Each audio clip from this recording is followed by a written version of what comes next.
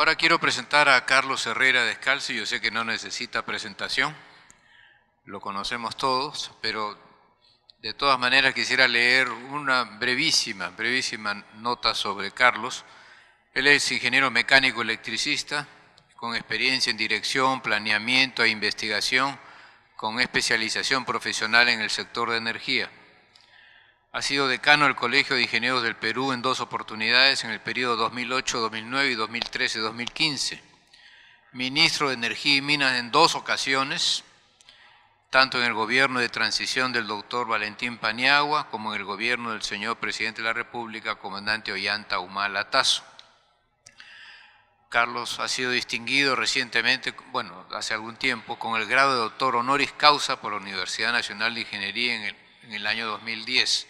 Como saben, es la distinción más alta que otorga una universidad a uno de sus exalumnos. Fuera de eso, el ingeniero Herrera ha acumulado dentro de su historia profesional una posición de principios y de alto respeto a la ética que lo ha hecho sumamente respetado. Se ha manejado dentro del campo de las inversiones difíciles y ha actuado de manera sobresaliente, dejando muy en alto, creo yo, lo que es el nombre de la ingeniería, la objetividad y la verdad. Es un candidato también, como Juan, de lujo al Congreso de la República, y ahora que hable vamos a sentir los preregómenos antes de su candidatura. Te invito a hablar, Carlos, por favor, 20 minutos.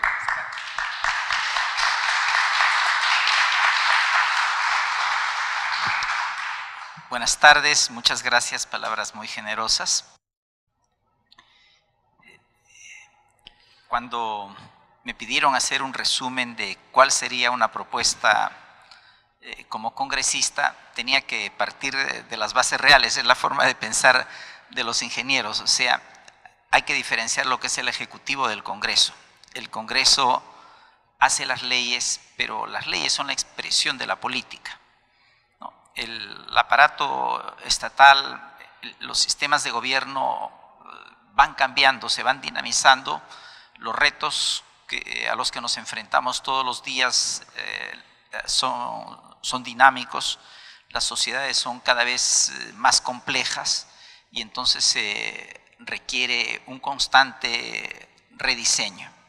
Entonces, ¿quiénes son los actores en ese rediseño? Son los congresistas. Típicamente, a lo largo de la historia del Perú, los congresistas han sido hombres de leyes, ¿no? Han sido personas formadas en derecho. Y seguramente es la profesión que ha prevalecido a lo largo de muchos parlamentos, sea desde las épocas de cámaras de diputados y cámaras de senadores hasta hoy en día. Y esa es una visión de la vida.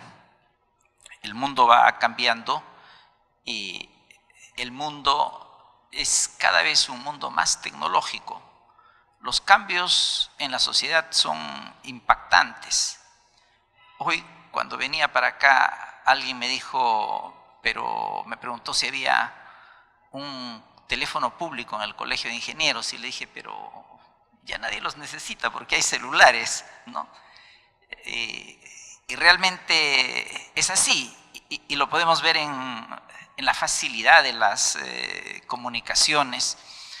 Cuando pienso en el esquema de una oficina de 30 años atrás, entonces una oficina de 30 años atrás llevaba todavía una máquina IBM principalmente, una secretaria, y hoy día cada uno arregla esos temas con su propia notebook, ¿no? O sea, es un mundo de cambios enormes, incluso es un mundo que avisora cambios enormes. Y esa es una visión de la vida. Entonces, pienso que es necesario, por cierto, coincido con todo lo que ha dicho Juan, ¿no? Pienso que ese es un cambio necesario en los congresos. No se puede tener una visión solamente de tipo de ley. Se tiene que tener una visión de realidad que corresponde mucho más a la profesión de un ingeniero. Años atrás, Héctor Gallegos, un extraordinario ingeniero, siendo él decano de este colegio, averiguó en el comité consultivo del diario El Comercio, el más antiguo, seguramente el más importante en el país, cuántos miembros del comité consultivo eran ingenieros de profesión, y encontró que ninguno era ingeniero de profesión. Entonces quiere decir que en el gran marco que rodea las opiniones principales en el país no había un pensamiento de ingeniero. Entonces a mí me parece, concuerdo, que en la sociedad peruana se requiere un contingente de ingenieros en los niveles más altos de dirección, tanto en aquellos que forman la política del país, que es el Congreso, como aquellos que conducen la nación. En los años en que China crecía con una enorme velocidad, 2 dígitos, que no es nada común y mucho más difícil en un país de las dimensiones de China, la gran mayoría de los miembros de su directiva superior eran ingenieros. Tenían una formación de ingenieros y quizás eso ayudó en el pragmatismo y en el realismo que se necesita para diseñar planes y políticas. En los temas que yo llevaba había puesto servicios públicos, y ese es un tema en que la participación de los ingenieros es importante. Había puesto el tema de recursos naturales, también es un tema importante para ingenieros. Incluía la necesidad de formación de capital humano, y pese a que esto es mucho más vasto y abarca a distintas profesiones, evidentemente está allí también la profesión de ingeniería. Otros 2 temas, uno de ellos tiene que ver con el sistema de control del Estado, ¿no? Entonces escuchaba de un control del Estado, o sea, un Estado que tiene una Contraloría, pero los reportes de la Contraloría dicen que de periodo en periodo, no sé si estamos contando de 5 años, de 2 años, de 3 años, pero el porcentaje de corrupción va aumentando. Entonces no va disminuyendo, algo anda mal en el sistema, ¿no? Entonces creo que ahí se requiere también un rediseño, y ese es un tema muy importante, porque hay que marcar las diferencias entre la profesión y la actividad empresarial en torno a la profesión, ¿no? Lo de Brasil, Lavallato, vincula mucho a la ingeniería con la corrupción. Entonces creo que es un concepto equivocado. La ingeniería tiene una tarea. La corrupción está en el lado de cómo se consiguen o cómo se gestionan los contratos, no en cómo se ejecutan las obras. La ingeniería con lo que tiene que ver es con cómo se ejecutan las obras, pero es un tema importante y es un tema de dimensiones en la sociedad moderna.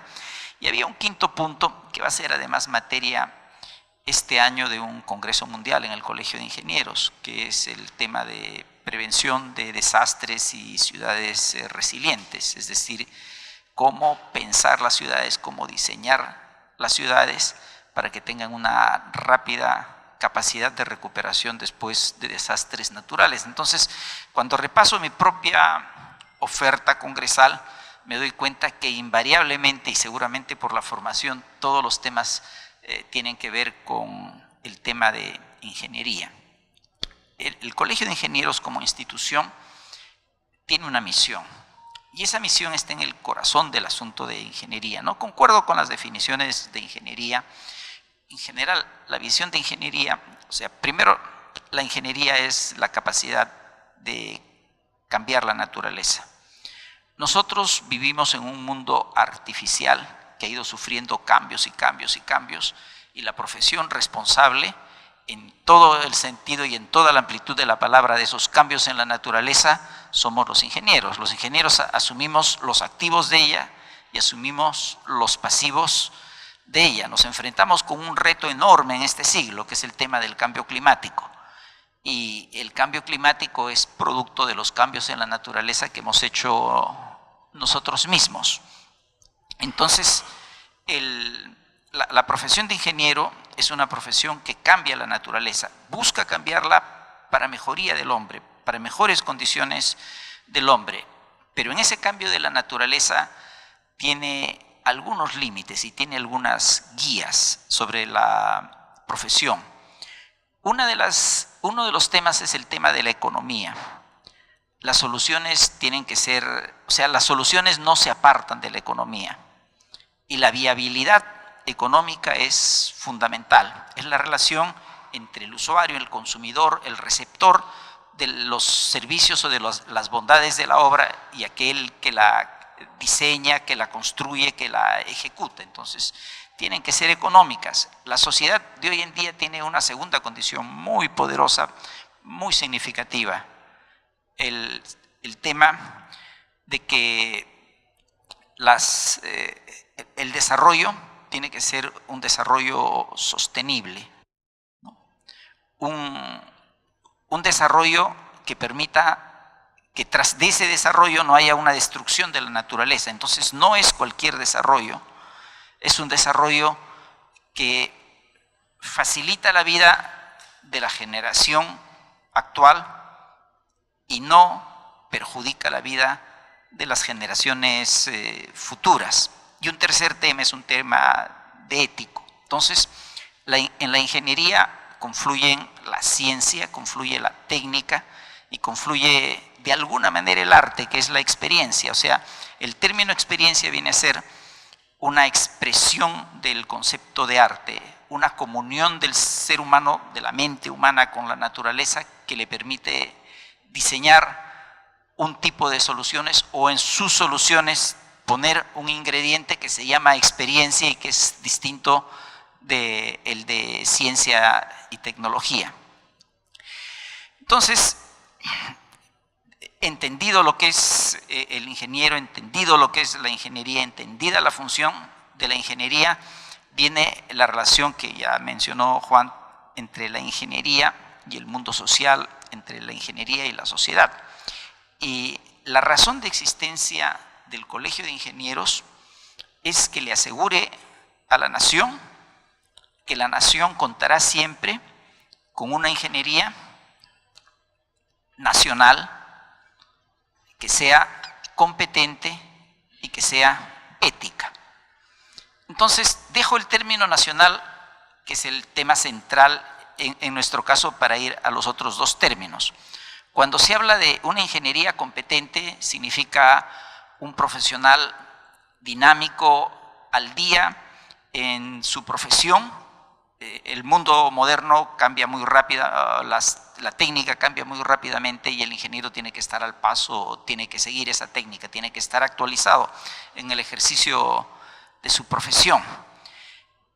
Los retos mayores y los dilemas mayores seguramente no son de naturaleza técnica, son de naturaleza ética. Entonces, la parte ética es una parte fundamental en el ejercicio de la ingeniería. Y viene un tercer elemento que es importante en muchos casos: una ingeniería nacional. ¿Qué significa una ingeniería nacional? La ingeniería no es abstracta. La ingeniería es concreta. O sea, la ingeniería ofrece un producto, un servicio, un bien, una solución para un caso específico, para un caso determinado, que la debe acompañar por un determinado periodo de tiempo. Y la solución no es genérica, tiene elementos de generalidad, pero la solución para determinados casos es específica.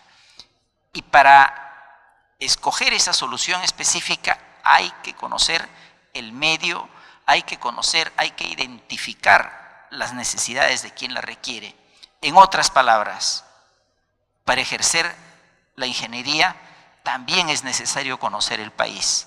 Hay que conocer el país, hay que conocer las características de su sociedad, hay que saber cuáles son sus necesidades, porque las propuestas, las soluciones que se plantean están básicamente en función de ellos. Y eso es lo que caracteriza a una ingeniería nacional. Y esa es la razón por la cual para un país es, concuerdo nuevamente, de carácter estratégico el contar con una profesión de ingeniería competente, como creo que es igual o parecidamente estratégico contar con otras profesiones, como en el caso de medicina y otras vinculadas a las ciencias y a las artes. Entonces, ¿cómo hace el país para generar una ingeniería? Yo retomo, caso nuestro, y caso del Perú republicano, un elemento en el tiempo. Me puse a preguntar cómo se hicieron las obras, qué pasó con el ferrocarril central, todo. Entonces analicé los periodos de historia transcurridos desde la independencia del Perú y cómo se hizo el emprendimiento de las grandes obras. O sea, cómo hoy día se realizaría obras públicas de magnitud, seguramente por una licitación pública convocada por Proinversión y quizás vía una concesión. ¿Cómo se hacían en esos tiempos?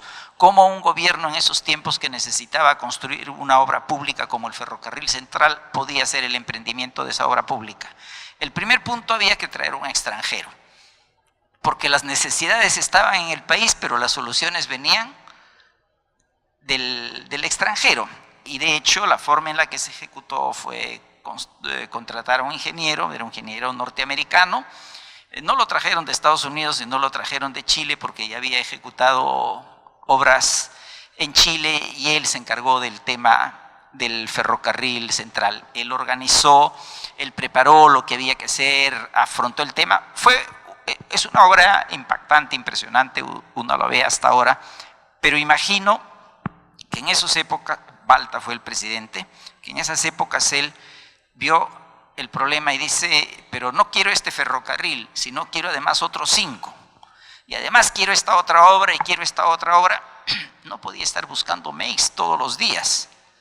Entonces entendió que se necesitaba tener una capacidad de ingeniería dentro del país. Y la capacidad de ingeniería dentro del país fue tener una universidad, tener una escuela que enseñase ingeniería.